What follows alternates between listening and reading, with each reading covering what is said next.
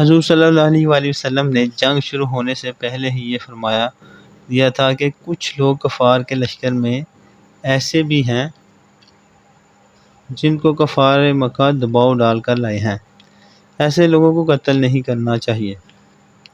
ان لوگوں کے نام بھی حضور صلی اللہ علیہ وآلہ وسلم نے بتا دیے تھے۔ انہی لوگوں میں سے ابو الخبتری بھی تھا، جو اپنی خوشی سے مسلمانوں سے لڑنے کے لیے نہیں آیا تھا، بلکہ کفار قریش اس پر دباؤ ڈال کر زبردستی کر کے لائے تھے۔ عین جنگ کی حالت میں حضرت مجر بن زیاد رضی اللہ عنہ کی نظر ابو الخبتری پر پڑی، جو اپنے ایک گہرے دوست جنادہ بن ملیحہ کے ساتھ گھوڑے پر سوار تھا۔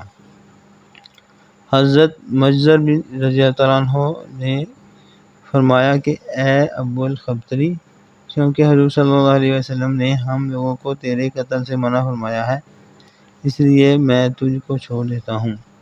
ابو الخبتری نے کہا کہ میرے ساتھی جنادہ کے بارے میں تم کیا کہتے ہو؟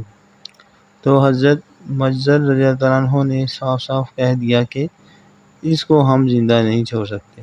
یہ سن کر ابو الخبتری طیش میں آ گیا اور کہا کہ میں عرب کی عورتوں کا یہ طعنہ سننا پسند نہیں کر سکتا کہ ابو الخبتری نے اپنی جان بچانے کے لیے اپنے ساتھی کو تنہا چھوڑ دیا۔ یہ کہہ کر ابو الخبتری نے رجز کا یہ شعر پڑھا، ترجمہ: ایک شریف زادہ اپنے ساتھی کو کبھی ہرگز نہیں چھوڑ سکتا جب تک کہ مر نہ جائے یا اپنا راستہ نہ دیکھ لے۔